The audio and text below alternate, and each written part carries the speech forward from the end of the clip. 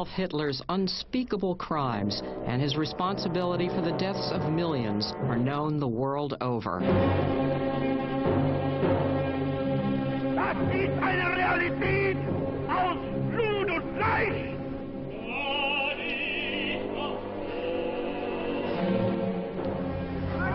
To this day, he exerts such a strange fascination that he's been the focus of over 120,000 books and studies detailing every aspect of his life. But could the Nazi dictator, who was also responsible for the worst anti-gay persecutions in history, have kept one explosive secret until now? Could Adolf Hitler have been gay?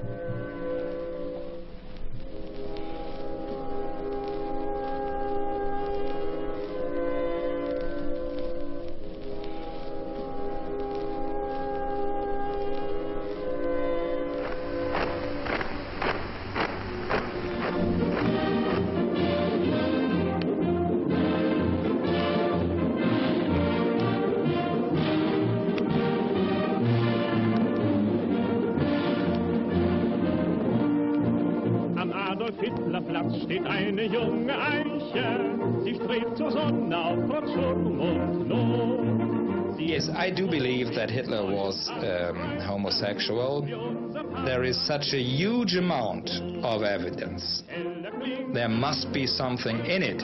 Hitler's sexuality has been the topic of endless speculation, but his possible homosexuality was never fully explored until German historian Lothar Machtan wrote The Hidden Hitler. Its publication resulted in an international bestseller and a firestorm of controversy.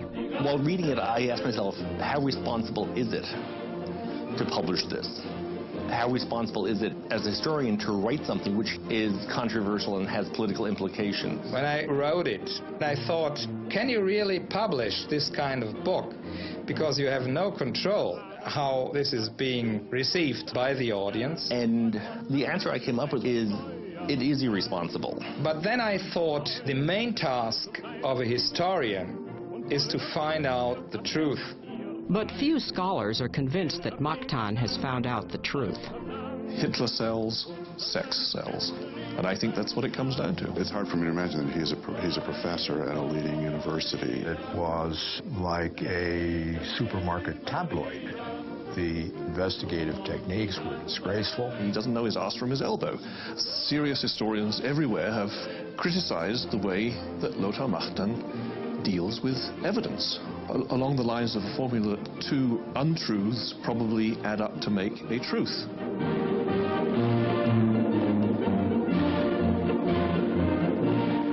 But as many gay scholars and reporters know, proving the homosexuality of a closeted historical figure is almost impossible. Anyone who's hiding their homosexuality goes to great lengths to make sure there isn't evidence, but you don't need that solid evidence. We have enough information here to infer that it could be true. If it looks like a duck and walks like a duck, it's a duck.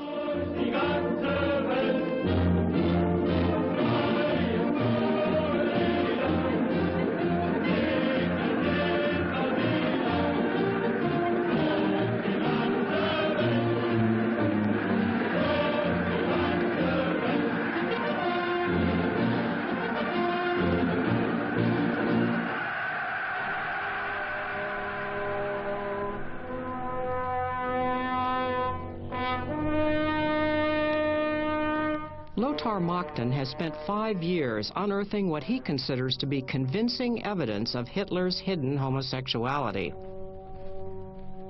An eyewitness from the trenches of World War I who testified that he caught Hitler having sex with a fellow soldier.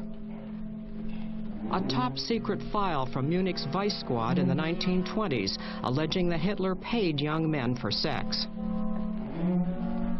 And accounts from several of Hitler's closest friends, some of whom were themselves homosexual, alleging that the Führer was gay.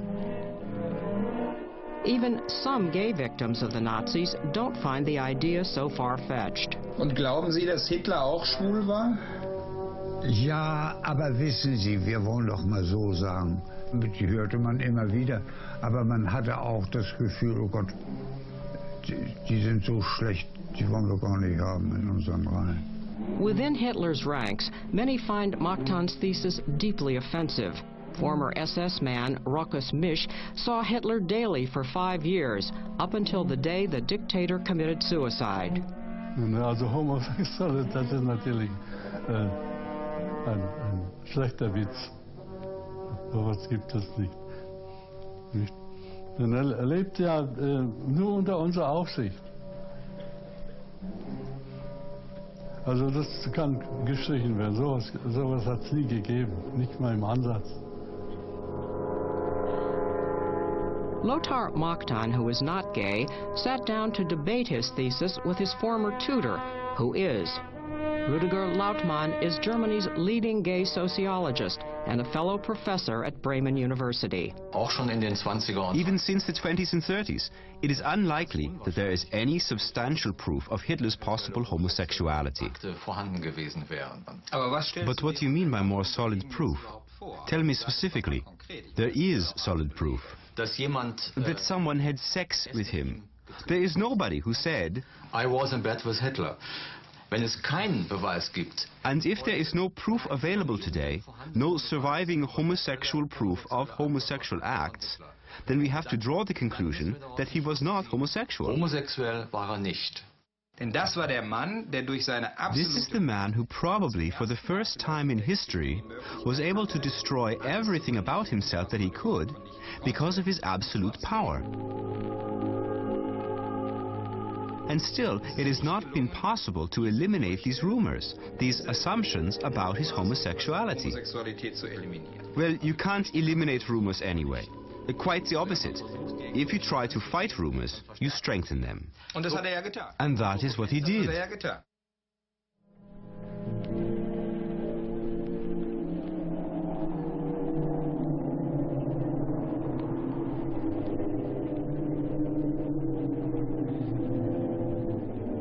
Hitler's life of deceptions and cover-ups could be said to have begun here.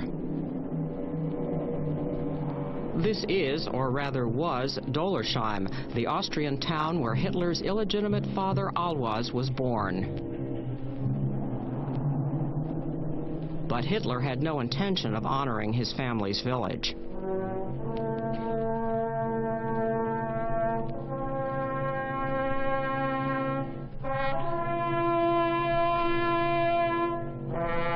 Shortly after Hitler took over Austria, he turned his ancestral homeland into an artillery testing ground that he almost wanted it wiped off the map in some way because he didn't want people looking into his Austrian past. People must not know who I am. They must not know where I come from. People who would go to Hitler's ancestral homeland in the backwoods of Austria and try to seek out information were always in danger of getting beaten up by the Gestapo. Dollersheim's eerie ruins, symbolic of Hitler's obsessive secrecy, remain off-limits to the general public. It's almost a metaphor for how incomplete, how absent, how fragmentary our knowledge of Hitler's past and what made him tick is.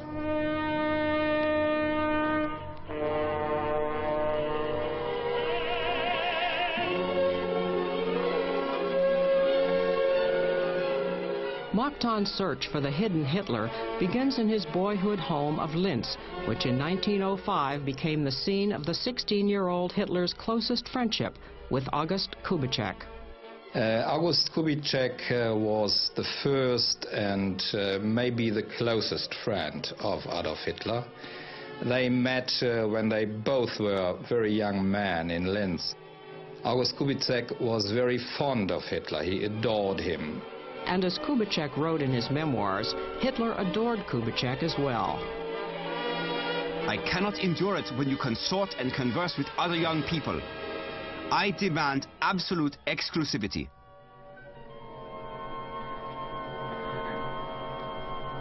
They even dressed identically. We must have been taken for brothers, which is what we wanted. Hitler claimed to adore a girl named Stephanie, but he never made an effort to meet her. As far as Kubitschek is talking about this, you get the impression that Hitler wasn't interested at all in women at that time and was not interested in heterosexuality. Adolf did not engage in love affairs or flirtations, and he always rejected the coquettish advances of girls or women. Women and girls took an interest in him, but he always evaded their endeavors.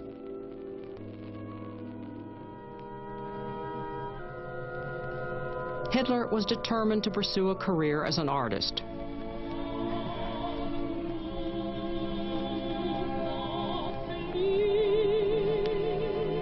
And in 1907, he left Kubitschek in Linz and traveled here to Vienna, home of the famous opera house, to fulfill his dream. A dream dashed by rejection from Vienna's Academy of Fine Arts.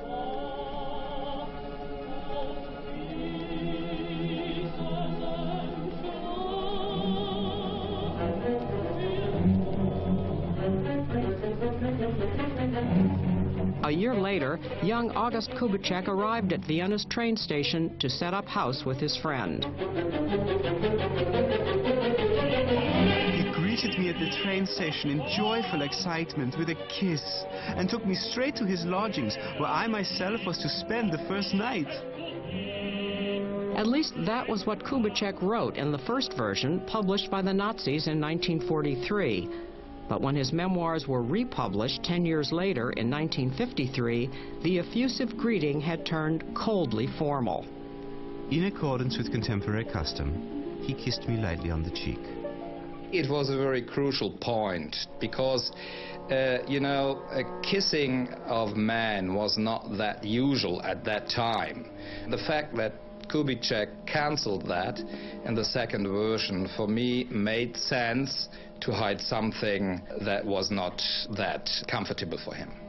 It could simply be the difference between the first version being written during the Third Reich itself in 1943, when Hitler is still the leader of the country, and the following version in 1953, after which everybody knows that Hitler was the monster who caused the Holocaust. And this is just one way of Kubitschek trying to distance himself a little further from Hitler.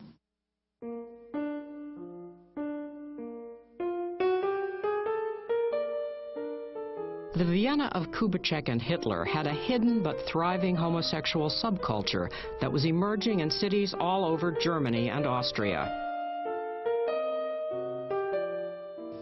Huge gay subculture and lesbian subculture appeared in Germany. It was a very vital subculture with many gay newspapers. In his memoirs, Kubitschek recounts the time he and Hitler were picked up by a factory owner. A very rich man, or a reasonable rich man, met them on the street and invited them to a restaurant and asked them to order what they want.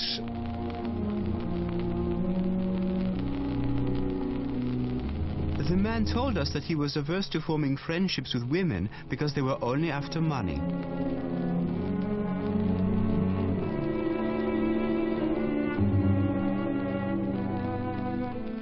But later, back in their boarding house, Hitler surprised Kubitschek by pulling out an invitation inviting Hitler up to the man's room.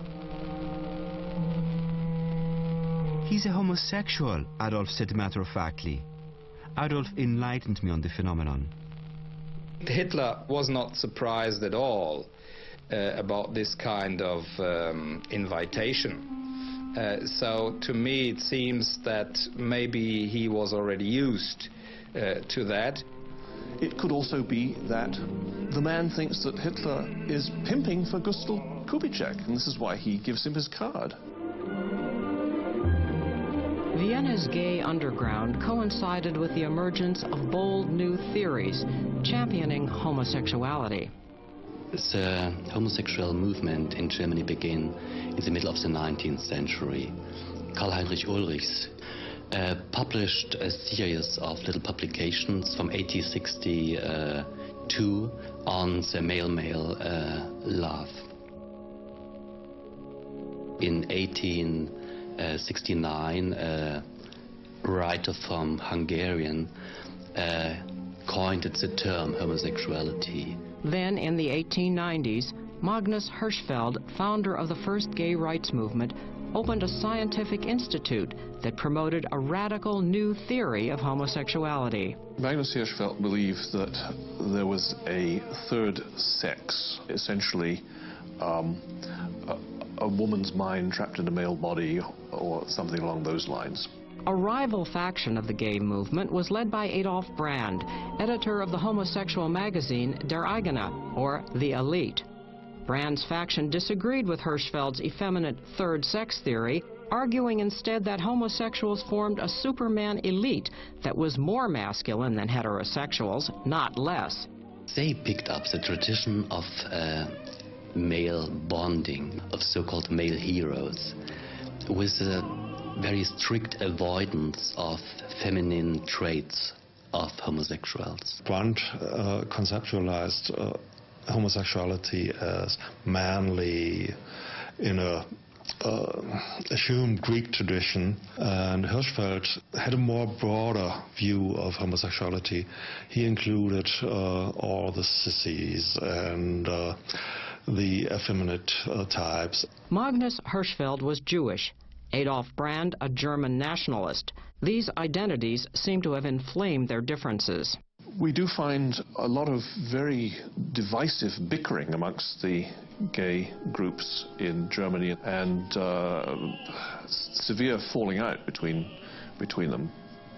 They don't talk to each other. Adolf Brand was more connected to the racial theory, to the Aryan idea, and he published photo collections with the headline German Race, just to show how beautiful the German men are.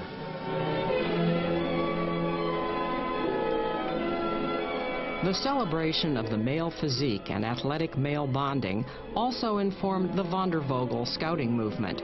Influenced by this, Hitler and Kubitschek became outdoors enthusiasts and would lose themselves for hours in the German countryside. One time, while walking through the woods, the 19-year-old Hitler and his friend were caught in a rainstorm and took shelter in a farmer's hut.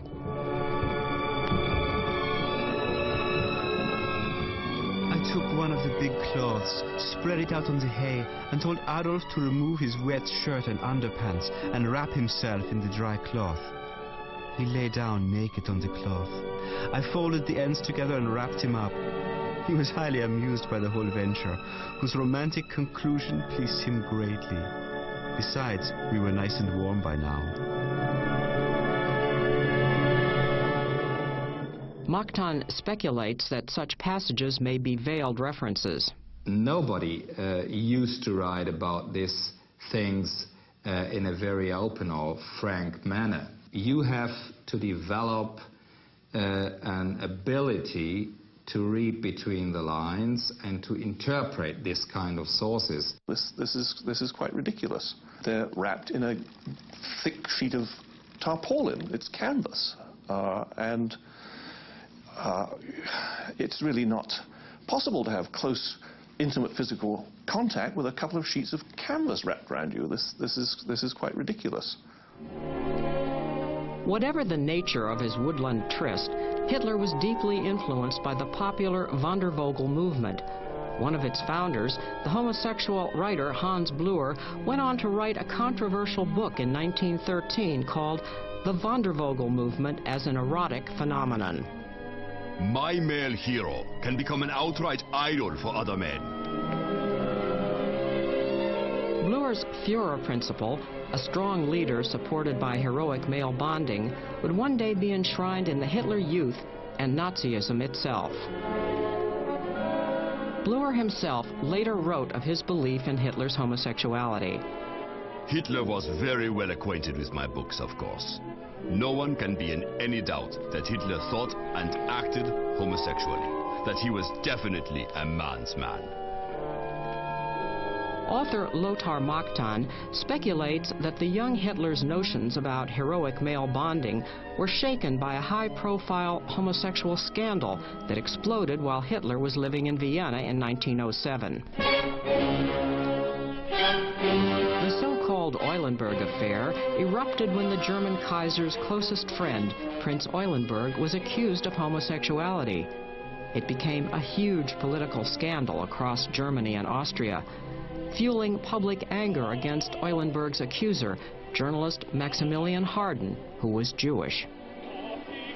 The anti-Semitic press interpreted this scandal as some kind of conspiracy against the German race and against very important traditions of German culture.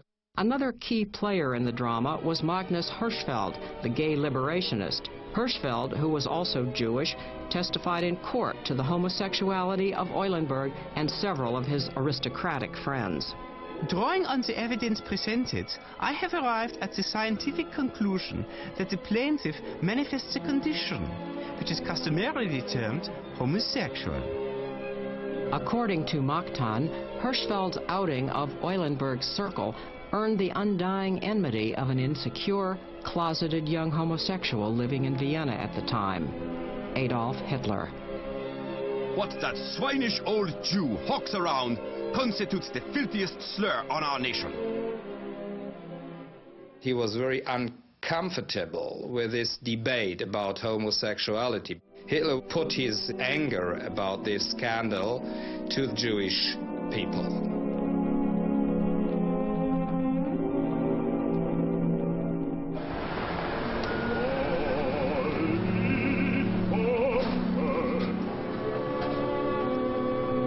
Meanwhile, things were not going well for Hitler personally or professionally. In 1908, after just 4 months living with Hitler, Kubitschek left Vienna.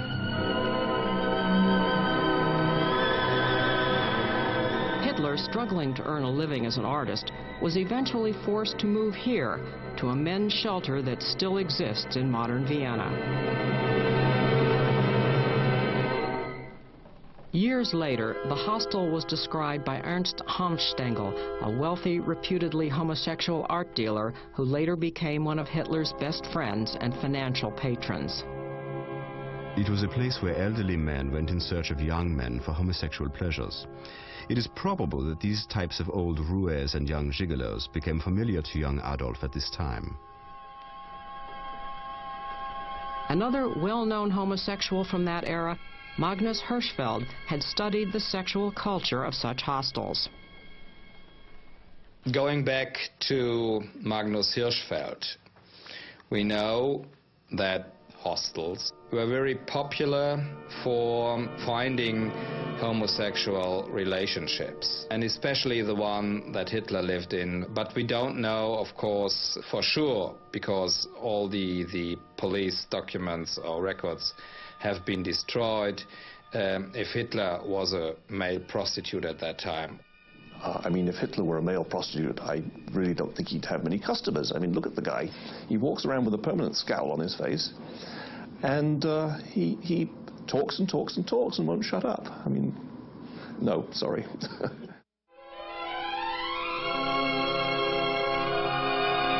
In 1913, Hitler moved to Munich and settled in its bohemian gay neighborhood, where he eked out a living as a postcard painter.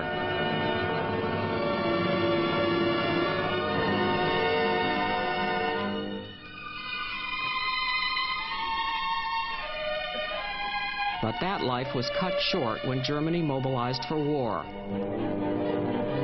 A photograph taken here in Munich's Odeonsplatz on August 2, 1914, shows a cheering young Hitler. Hitler immediately enlisted and was shipped to the front.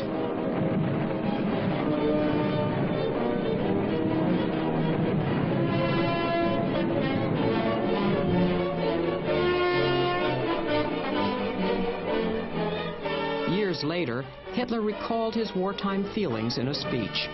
I discovered the glorious meaning of a male community during the conflict. sexologist Magnus Hirschfeld made an in-depth contemporary study of the heroic and intensely homoerotic life of the trenches. Hirschfeld published in 1931 the so-called Sittengeschichte of the First World War. And in that book, he clearly shows that homosexuality was not just supported in the First World War, but it was just a part of being a man, being a soldier at that time. There were transvestite theaters. There were pictures of homosexual friends in the First World War.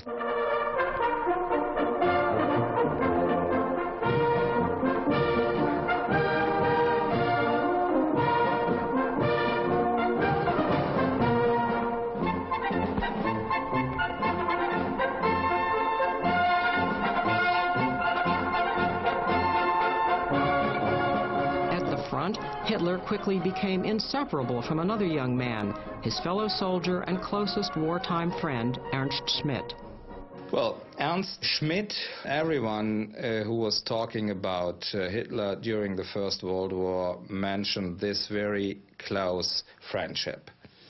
And they seem to have been together all the time.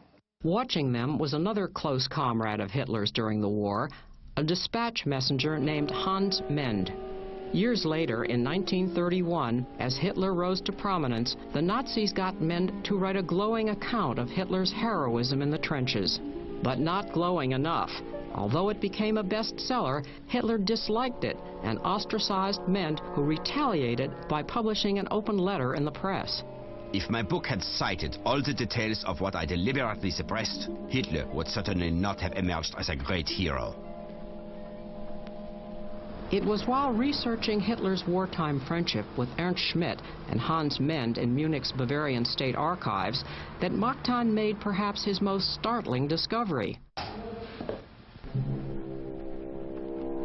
Secret testimony that Mend gave to the anti-Nazi resistance in 1939.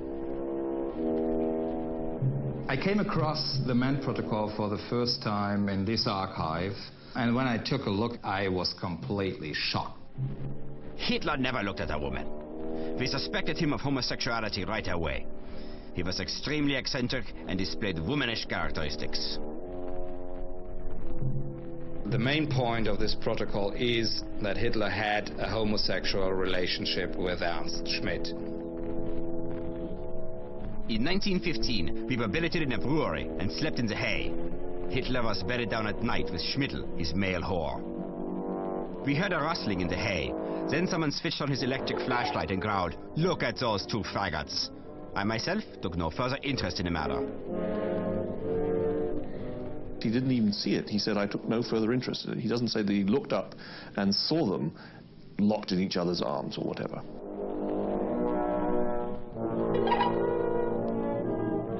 So I think it's a very slender body of evidence on which to draw these conclusions that Hitler and Schmidt were lovers. Many argue that Mend's credibility was undercut by his record of arrests in tumultuous post-war Germany. If Mend was on the witness stand, any competent defense attorney would, point out that he's changed his story to fit whoever is paying him. It's not impossible that Mend is telling the truth, but he's not a reliable witness. But Machtan believes that Hans Mend's case is bolstered by the mysterious fact that Hitler did not get promoted above lowly lance corporal, unusual for a war hero who twice won the coveted Iron Cross for bravery. We know from the diaries of Erich Ebermeier that in the military files of Hitler there was a document telling us that he was not promoted because of being a homosexual. Erich Ebermeier, a prominent gay German playwright, had close friends in the government with access to Hitler's wartime records. He quoted them in his diaries. According to the Führer's military record, which was seen by the former Reich Minister of the Interior, homosexual activities precluded him from promotion to sergeant, despite his bravery in action. Lots of people did not get promoted in the First World War for hundreds of reasons. My own grandfather did not get promoted because he was caught playing cards on sentry duty.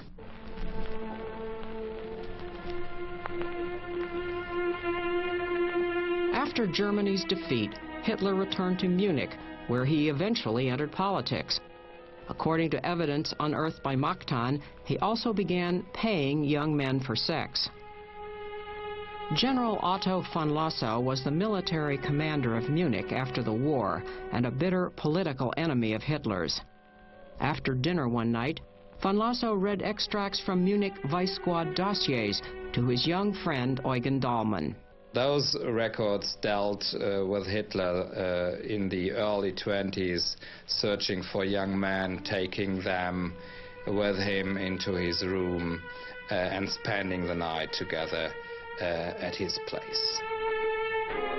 Eugen Dahlmann, a loyal Nazi who served as Hitler's Italian interpreter, quoted the reports in his memoirs, published in Italy. I, Joseph, was approached by a man who wanted to take me with him to his home. I, Michael, 18 years old, met a man who invited me to have a meal with him and, in return for payment, to spend the night with him. An apprentice, made the acquaintance of a gentleman who invited me to spend the night with him, and I accepted. The gentleman's name is Adolf Hitler. Von Lossow's files are not the only source for such accusations. Magnus Hirschfeld himself claimed to possess additional testimonies, at least according to the unpublished memoirs of Hirschfeld's friend Peter Martin Lampel. Lampel writes that Magnus Hirschfeld has told him about 2 testimonies of young SA men who said they have slept with Hitler, and they even swore to have done that. But there's a serious problem. If such files ever existed, the originals have never been found.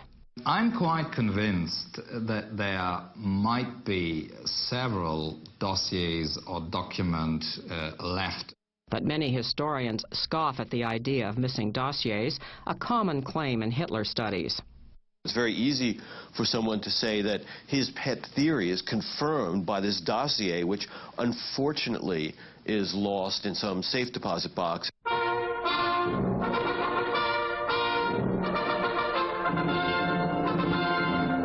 1923, Hitler was the leader of the National Socialists, which he had transformed from a tiny party into a budding mass movement.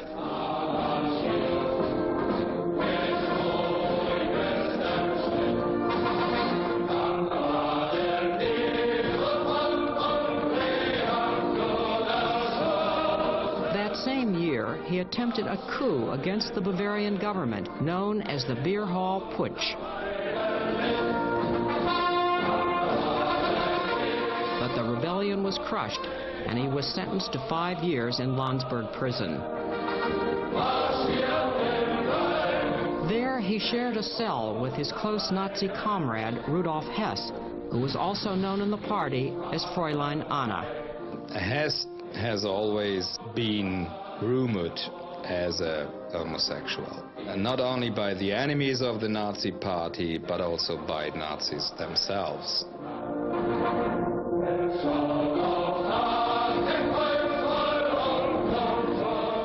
The Landsberg prison governor reprimanded Hitler and Hess for indecency. To Herr Hitler and Herr Hess, nudity outside the Fortress living rooms is not allowed. The proprieties have to be observed everywhere. What I think is going on here is that the Nazis are, in the heat of the summer, running around with their shirts off. And this is not proper prison dress. The prison warden says, no, I can't have you doing this. I can't have you running around in shirt sleeves when the others are fully clothed. That's my interpretation. But friends like Ernst Hanstangl later testified that Hitler and Hess were prison lovers. Hitler's strange, wavering sexuality was activated at Landsberg in the company of Hess.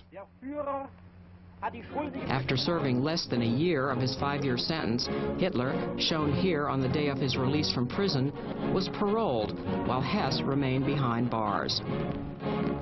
Oh, my Rudi, my Hesser. Isn't it terrible that he's still locked up? Hess also really adores Adolf Hitler, but I think not in a sexual sense.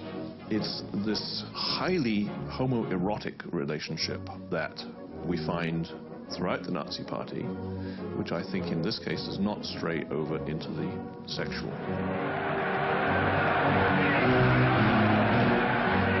Hitler, now approaching 40, was urged by his colleagues to marry. He had no shortage of attractive prospects. He was adored by women, and they did, in my eyes, crazy things. I know that girls wanted to get children to sacrifice the children for Hitler. Impossible thought for me.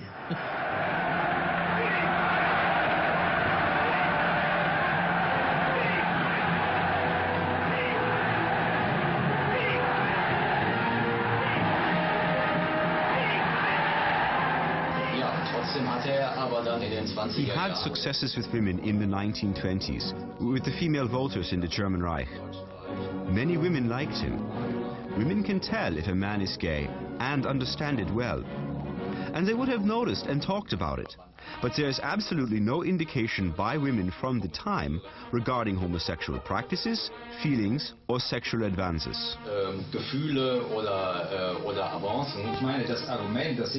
Hitler's attractiveness to women cannot be an argument against Hitler's homosexuality.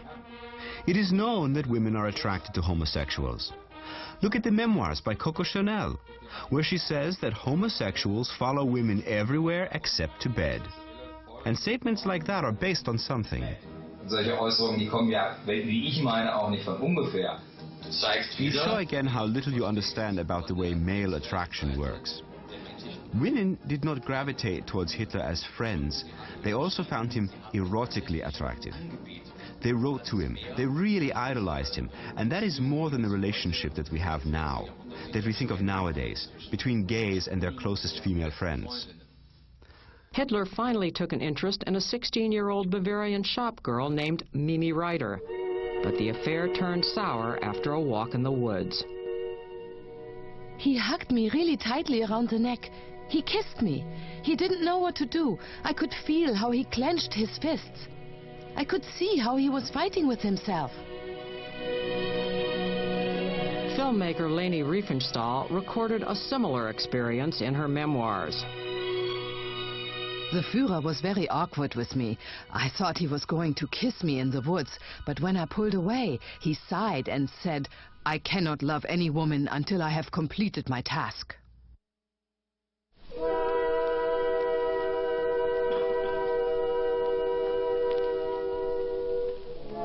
This was followed by a disastrous and reportedly sexless relationship with his own niece, Geli Robal, who committed suicide under mysterious circumstances in 1931.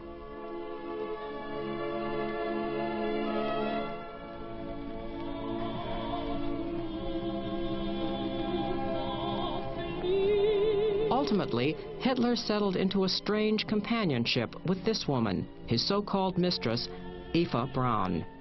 We had a little boat, and with the boat we went to a completely empty place. And there was a beautiful waterfall, and all the day we were sitting there, reading, talking, swimming. Many assume that Hitler and Eva were lovers, but there is little evidence they were, and direct testimony that they were not. Ohne Bedeutung. Ohne Bedeutung. Wir gingen zusammen spazieren zum Teehaus und so. Ganz normaler Ablauf. Nicht auffallend, dass Hitler sie gestreichelt oder. Gut, das war nicht. We did spy work back then to see if we could find evidence of sexual relations in their beds. And in all those years, that never happened. The relationship never went that far. Never. That's all I want to say about this private matter.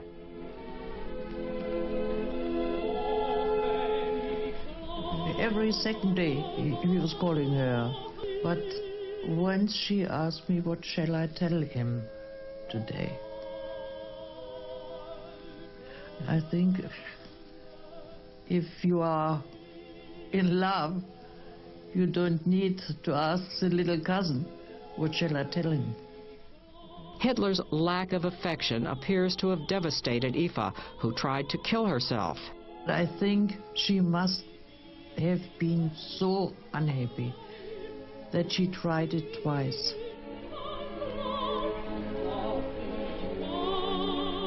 Eva complained to Eugen Dahlmann of her lonely, sexless existence. People naturally believe that my life at Hitler's side takes quite a different form. If they only knew. Even the thought of physical contact with me would be to him a contamination of his mission. Always the mission, the mission, the mission. Self-sacrifice and renunciation.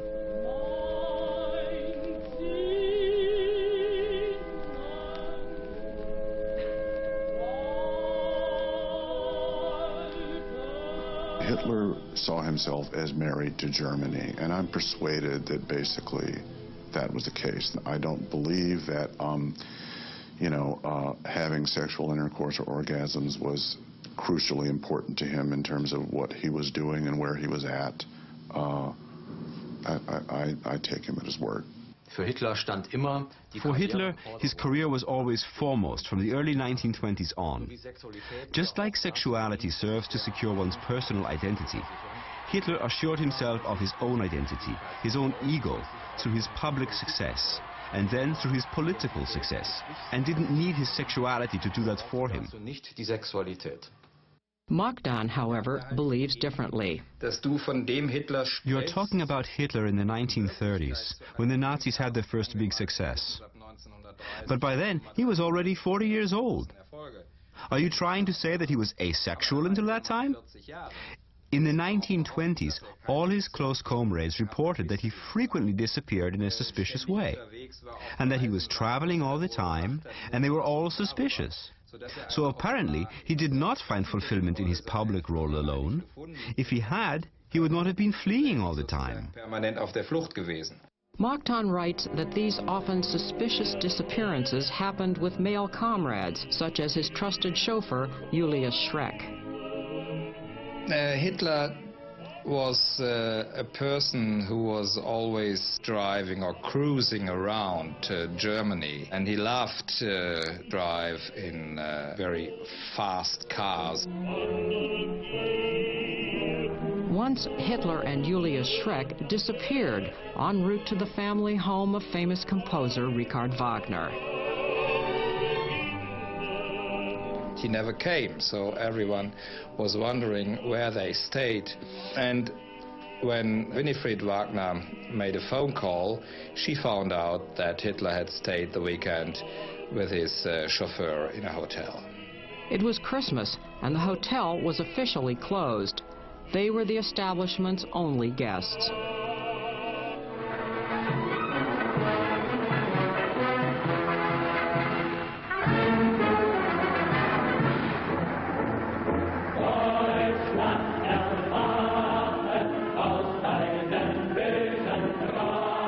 In 1933, after years of struggle, Hitler was appointed Chancellor of Germany. Magdan believes that as Hitler moved to consolidate dictatorial power, his active homosexual life came to an end. When Hitler gained power in 1933, he couldn't be in that way homosexual, active as he was before. Of course, now it's changing the moment he became the Führer. And the moment he had to play the role of the Führer, this kind was also not any longer in the Third Reich acceptable.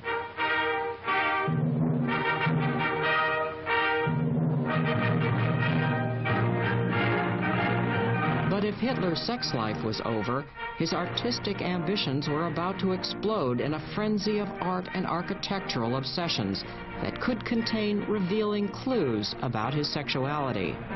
I can think of no other figure in history that was so obsessed with the arts as with Hitler, who tried to realize his aesthetic ambitions in music, in painting, and above all in architecture.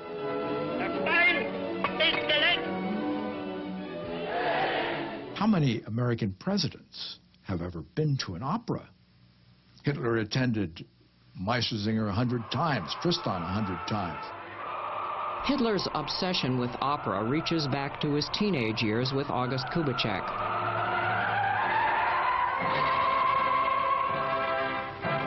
They spent their last Pfennig attending performances of Wagner's operas.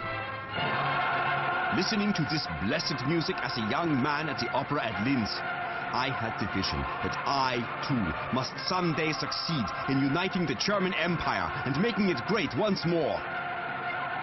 Wagnerian opera appealed to Hitler for many ideological and artistic reasons, but Machtan believes these reasons are augmented by another.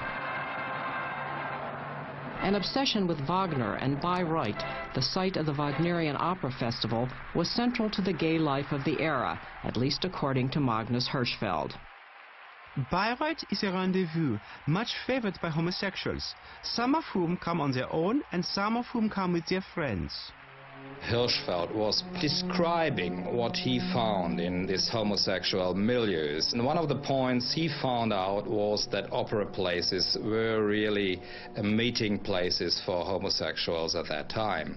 So if about 10% of the visitors to the Bayreuth Festival were known to be homosexual, we can't conclude that everyone who went to Bayreuth was homosexual. Nein, so ist es ja auch gar nicht gesagt worden. That wasn't what I said at all. But why then does Hirschfeld think it's worth mentioning? Why was there an entire book from the gay movement of that time that covered the homoerotic appeal of Wagner's music? Contemporaries who observed this must have known what they were talking about. But then your sexual theory is as old as that of Hirschfeld's, almost 100 years old.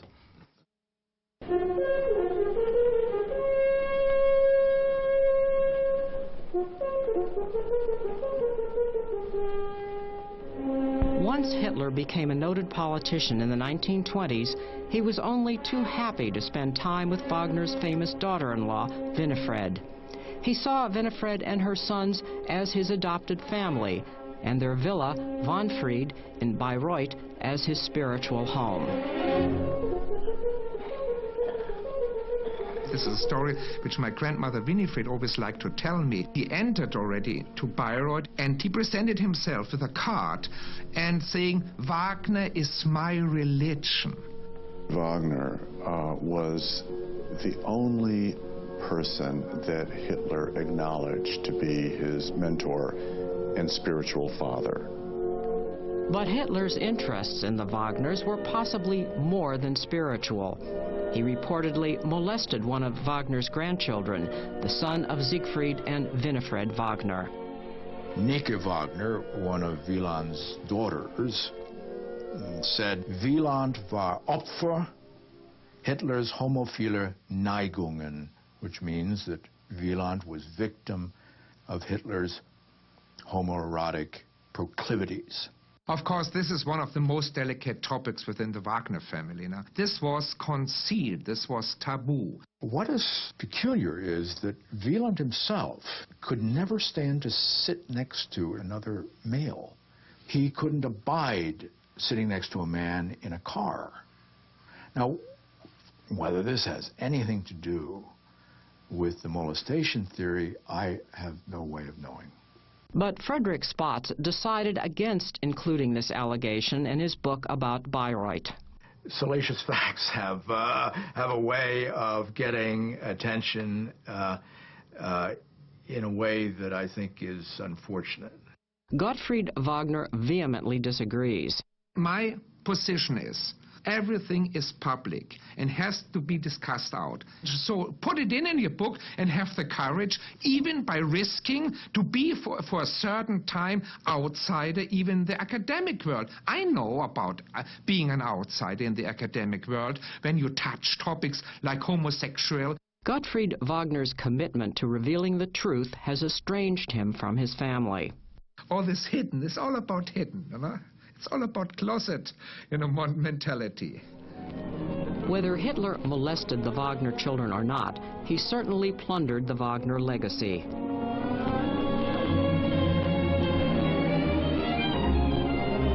Inspired by the costumes he saw at Wagner's operas, Hitler designed his party's logos, uniforms, and even the pendants used in the parades.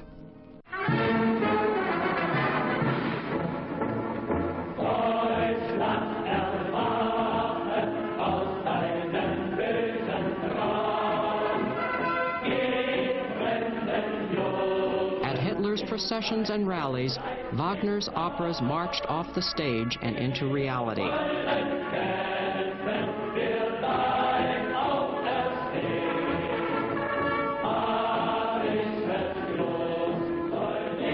There's probably no one more important for Hitler's ideas about art and culture than Richard Wagner. The total work of art, for example, was very important to Hitler. The spectacles, combining all the arts, theater and music, and stage design and pageantry, and that's what he did at Nuremberg to great effect.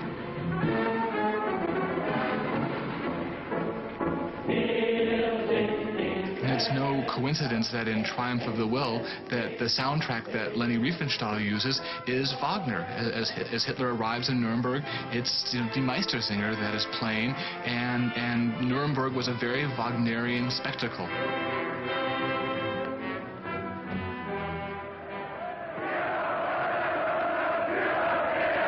The Triumph of the Will was one of a number of films Hitler commissioned to document himself and his rallies, films saturated with latent homoeroticism.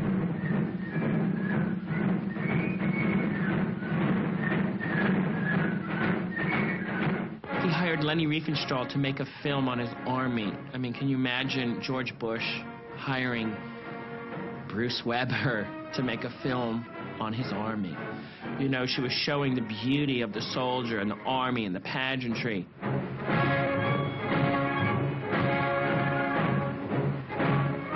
And at the center of the Nuremberg spectacles, always Hitler himself. When you watch the films there in Nuremberg and how he's carrying on with his whole body and so on, the whole body, becomes a phallus, and it's on display, and 100,000 or more watching him just right there. What I'm suggesting, had he been able to enjoy a private sexual life, he might not have needed the stadium in Nuremberg. The new Nuremberg Stadium, built in the mid-30s, was designed by Albert Speer. The Führer and the young architect formed an intense, if platonic, bond. Albert Speer was probably closer to Adolf Hitler than any other individual in the Third Reich, and they bonded over art and architectural issues. I mean, that was their passion. Speer, in his memoirs, described it as a father-son relationship, but I think it was much more complex than that. Das war sehr, wie soll ich das sagen, der Speer, das war so zu Hitler, so von mir aus gesehen, so Leonardo da Vinci. Hitler hätte keinen besseren Gesprächspartner haben können wie diesen jungen Architekten. With Speer at his side, he began to realize his operatic vision, lavishing attention on pet projects such as massive public buildings.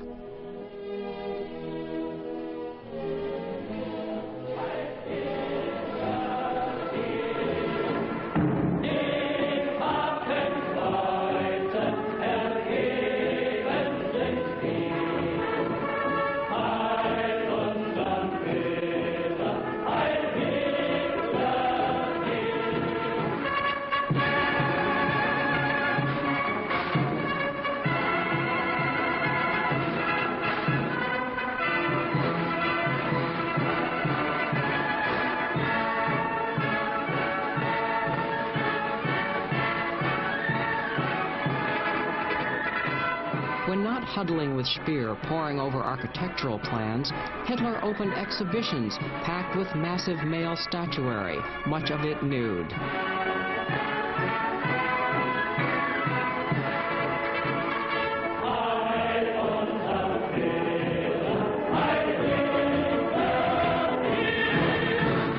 One of his favorite artists was the monumental sculptor Arno Breker. These are not normal human beings that you see in the street.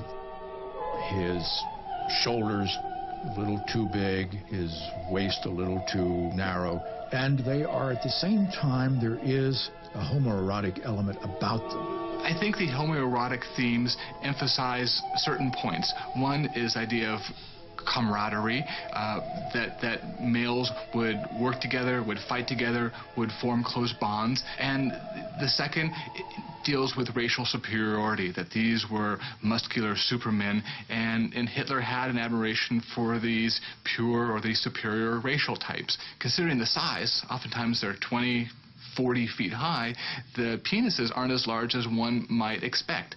And one scholar said that this resulted, or this stemmed from a Nazi myth that Jewish men were well endowed. And thus part of the superior Aryan was that they were well proportioned. There is something homoerotic about much Nazi art, and Hitler played a decisive role in creating that aesthetic.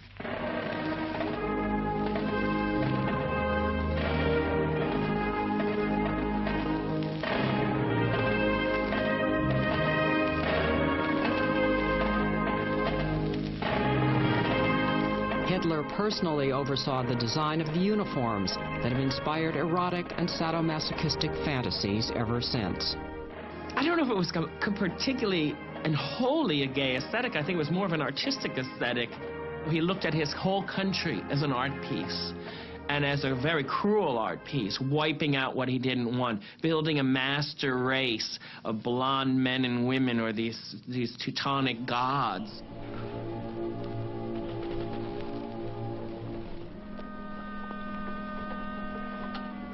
But if the new dictator thought he could immerse himself in politics and art and simply close the door on his past, Machtan believes that as Führer, Hitler was presented with an enormous personal problem, one that was once all too familiar to closeted homosexuals: blackmail.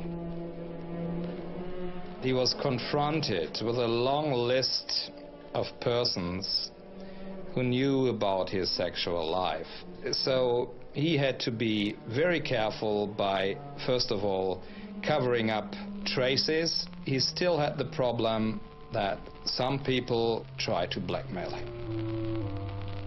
One, according to Machtan, was Ernst Röhm, Hitler's most important mentor back in the 1920s. Röhm was now the leader of the private Nazi army known as the SA and the virtual Vice Führer of Germany. He was also openly homosexual among his Nazi comrades. I fancy I'm homosexual. I'm far from unhappy, perhaps even secretly proud. This fact was widely known to German gays. Friedrich Paul von Groschheim was a young gay man living in Hamburg. Dass der Röhm schwul war, das wusste man. Das wusste man. Und Graf Spreti und da waren doch noch mehr Lang, oder wie hießen die? Also die waren doch alle schwul, die waren führende Nazis. Ich glaube sogar, dass da eine Literatur vorhanden war darüber. Hitler had first met Ernst Röhm back in 1919, when Hitler was unknown and Röhm was the famous leader of the Freikorps, the right wing's shadow army. Röhm immediately recognized how talented this young man was. So they built up a very close relationship at that time. Some of Hitler's early support came from the male bonding that went on in the trenches of World War I, particularly in Röhm's group, the SA, were people who came out of that tradition.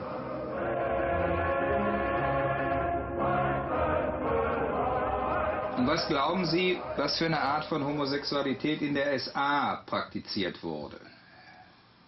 Mehr auf so Heldentum hin.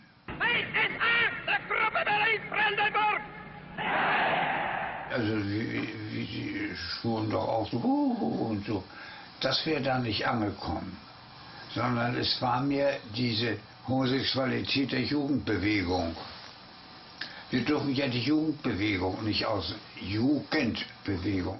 The masculinist side of gay liberation certainly is one that's more appealing to the Nazis, and there are gay men who joined the stormtroopers in the 1920s.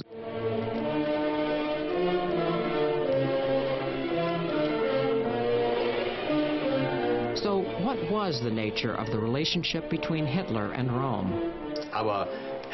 There is no evidence at all that Hitler made sexual advances toward men to obtain his political goals, including Ernst Röhm, who was actually rather unattractive. Also da bin ich mit dir ganz anderer Meinung. Also erstmal, I disagree completely. First of all, Röhm was not unattractive. His wounds were really more like a badge of honor, not necessarily something that made him unattractive. And Hitler could never have managed his career in Munich without Ernst Röhm's support. Guck dir an, dass es dieser Ernst Röhm gewesen ist, ohne den Hitler nie seine Karriere geschafft hätte in München. Also Hitler hatte nicht den Ekel. Hitler did not find homosexuality abhorrent, which is why he could work alongside Ernst Röhm and possibly other homosexuals. Because you move in these circles does not make you homosexual. After all, you are in this room here with an openly gay professor who has been publishing a lot of books about homosexuality and other topics for 25 years. But that doesn't make you and others in this room homosexual. Andere hier nicht so homosexuell. Whatever the relationship between Hitler and Rome, things changed in 1932, the year before Hitler came to power. Rome's homosexuality was outed to all Germany when a newspaper published his private letters, waxing nostalgic about the gay pleasures of Berlin. The steam bath there is, in my opinion, the acme of human happiness. I have a great favor to ask. You once showed me an enchantingly lovely collection of pictures. If you should have one or two little pictures to spare, I'll be eternally grateful to you. The letters caused a sensation, and party leaders begged Hitler to condemn Rome's homosexuality. But Hitler did just the opposite. These attacks are wholly extraneous to the context of their duties in the SA. Their private life cannot be an object of scrutiny unless it runs counter to vital principles of National Socialist ideology.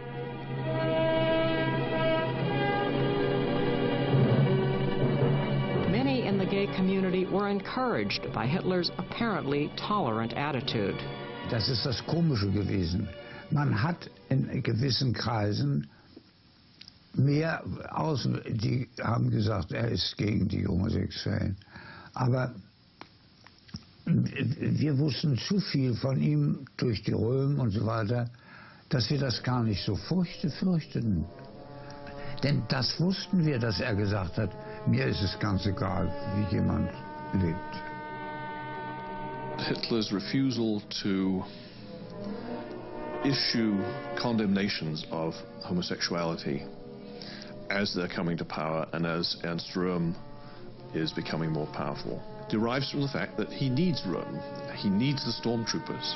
But Machtan believes that Hitler was defending Rome, at least in part, because Rome was threatening to expose the dictator's own homosexual past. Röhm, who of course knew everything about Adolf Hitler from former years, really tried to blackmail him, telling him, Adolf, you know about our common past, so don't make a mistake.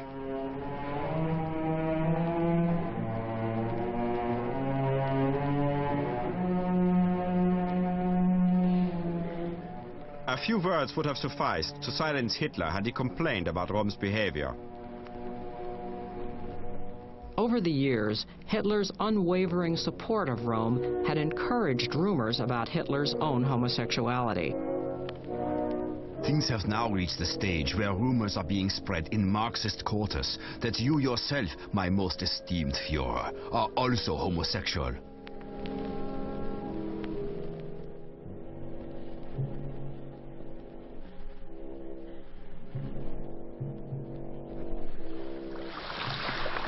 Finally, 18 months after coming to power, Hitler struck.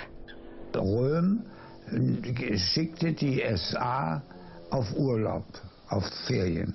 Und dann ist Hitler dahin gefahren und hat ihn ja da in seinem Hotelzimmer selber verhaftet. Richtig. Ich bin noch ganz klar im Kopf. As dramatized in Visconti's film The Damned, Röhm and his lieutenants were relaxing unawares at the Bavarian resort of Bad Wiessee when Hitler burst in.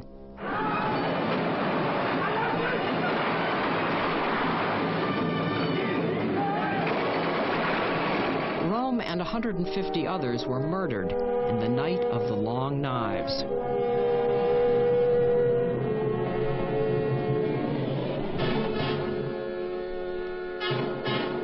They were on the point of exposing the entire leadership of the party to suspicions of shameful and loathsome sexual abnormality. But historians argue that Goebbels' accusations were a mere cover-up of the real reason for the massacre. It's very clear that it's the relationship with the army that is the deciding factor here. Nothing to do with Röhm's homosexuality, which is trotted out afterwards as a kind of justification. But some reports in the exile press claim that the Night of the Long Knives was indeed, at least in part, about covering up Hitler's own homosexuality. Hitler has eliminated initiates who have become dangerous, those privy not least to the private life of the Führer, who is himself homosexual. Machtan believes that this explains why some died and not others. Karl Zehnter was the innkeeper of the Bratwurstglockel in Munich. In this very room, Ernst Röhm and his intimate friends used to meet, and they used to have some beer parties inside this restaurant. And of course, sometimes Adolf Hitler used to join them. And there was a keeper of this restaurant called Karl Zehnter, who served them, and he, of course, was hearing everything those men were talking about. Zehnter always privately waited on his powerful guests, and so Machtan believes he simply knew too much about Hitler's private life. Karl Zehnter was not political at all. He, of course, heard a lot of gossip, and that, in my eyes, was the only reason that a person who was not political at all was killed. Machtan has been criticized for attributing the Röhm massacre to homosexual blackmail, when in fact the affair had many roots. But Machtan insists he is not rewriting history, just adding a previously overlooked element. What I'm trying to add is a dimension of that conflict that has not been taken into account so far. Machtan maintains that this marked the beginning of Hitler's ruthless campaign to cover up his own past. So many documents and so many papers were taken away from private persons, but there was never an attempt to have some kind of public trial. All this material was taken to Hitler, and he could decide what to do with it. And you can be very sure that he destroyed most of it.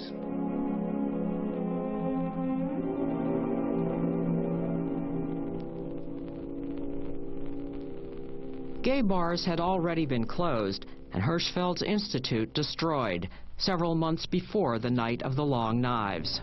The famous images of Nazi book burnings derive from this event.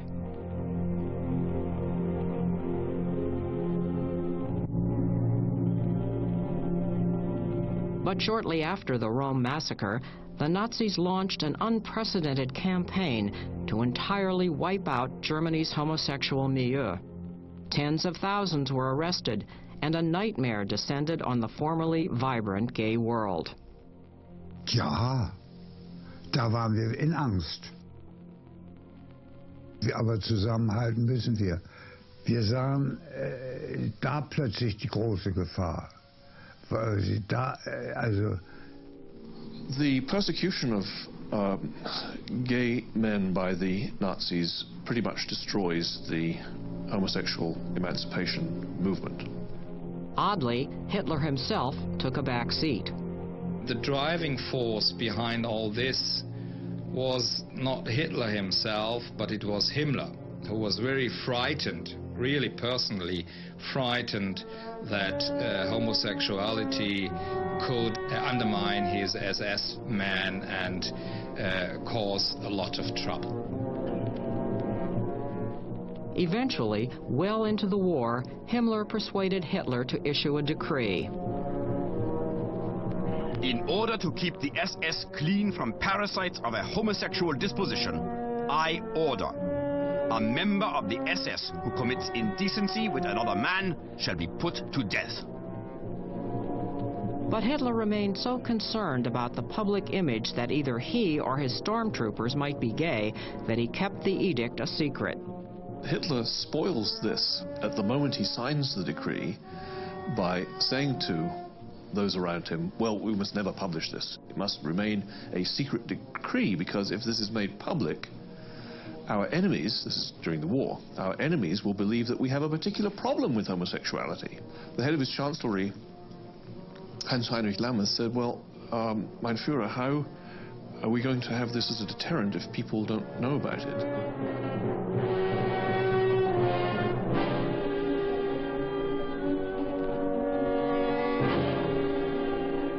To Machtan, this is consistent with a Hitler who wasn't particularly homophobic, but who went along with the gay persecutions instigated by his commanders for his own personal reasons, to intimidate the gay world and silence the recurring rumors about his hidden past. Hitler's plan was not to eliminate homosexuality from the Nazi movement in general, but he was very eager to find everything that could be dangerous for him. It ultimately proved to be the most vicious anti-homosexual purge in history. Hitler! An estimated 100,000 investigations, 50,000 court cases, and between 5,000 and 15,000 sent to concentration camps like Mauthausen, from which few emerged.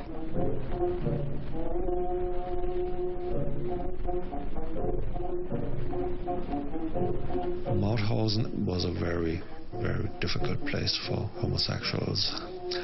They were forced into the hardest labor they could find, and so out of the homosexuals brought to the camps, the ratio of those who survived is one of the lowest compared to other groups. Von Groschheim escaped Mauthausen, but at a horrible price. Das war ganz furchtbar. Da haben sie mich einfach auf der Straße und dann haben sie mich verschleppt. Sie haben nicht mal zu Hause bei uns Bescheid gesagt. Meine Tanten glaubten, ich hätte mich selber umgebracht. Ich hatte nichts gemacht. Dann verlangt, dass ich mich kastrieren lassen musste.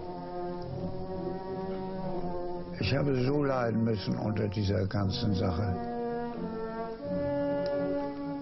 Ganz furchtbar.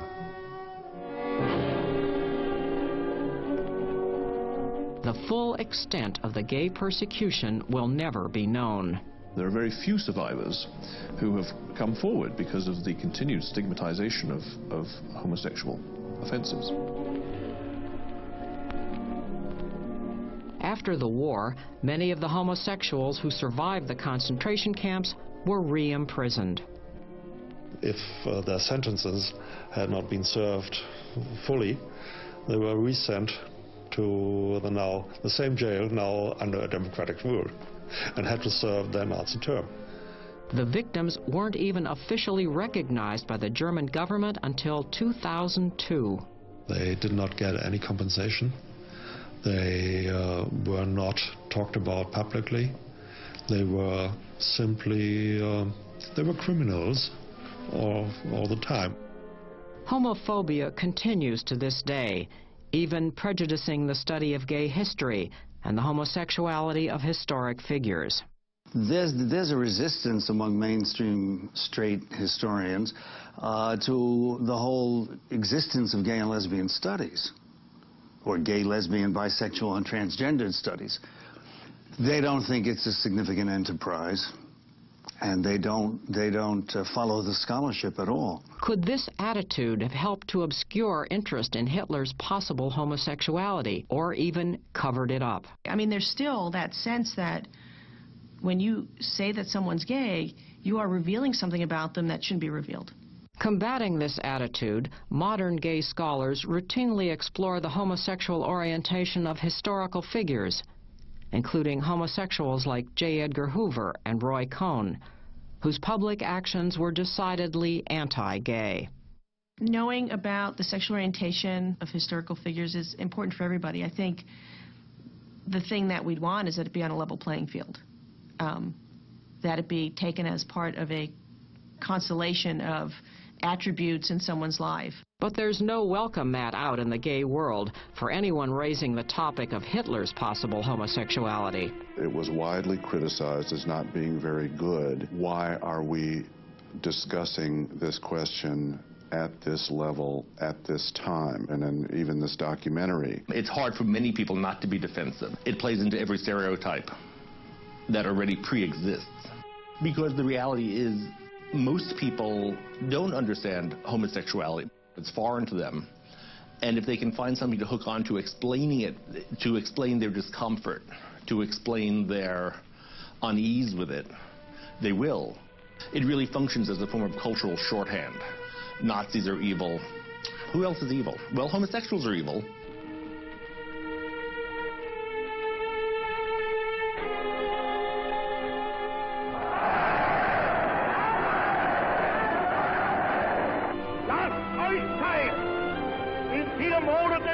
Can Hitler ever be explained?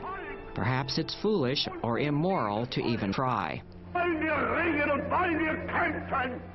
There's a desire to feel that, that's it, eureka, we've got Hitler figured out.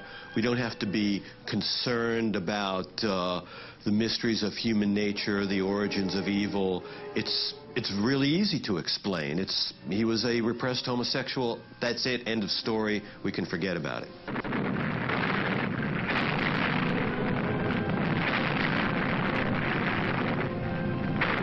As death and destruction rained down around him, Hitler retreated to a fantasy world dominated by his first and longest love, art.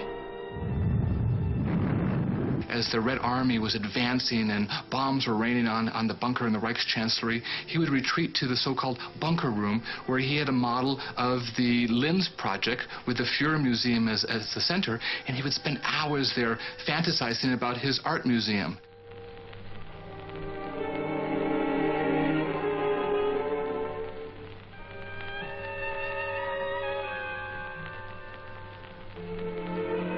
Hitler died as he lived, lying and covering up. In the final days in the bunker, his loyal followers raced to burn any remaining documents that might shed light on the enigma of the Führer. He had to make disappear, destroy all the traces, as we know, before he burned himself, in the style of Richard Wagner's The Twilight of the Gods, death by fire. You can even hear the funeral march. So this, again, stage directing himself, even his death. So all these documents had to disappear. The day before he committed suicide, Hitler married Eva Braun, and then escaped with his bride and his secrets into the flames of history. Today, the site of his bunker sits unmarked in an apartment courtyard in Berlin. When the area was redeveloped after the Berlin Wall came down, Germans debated whether to excavate it and uncover its secrets. They decided to leave it alone.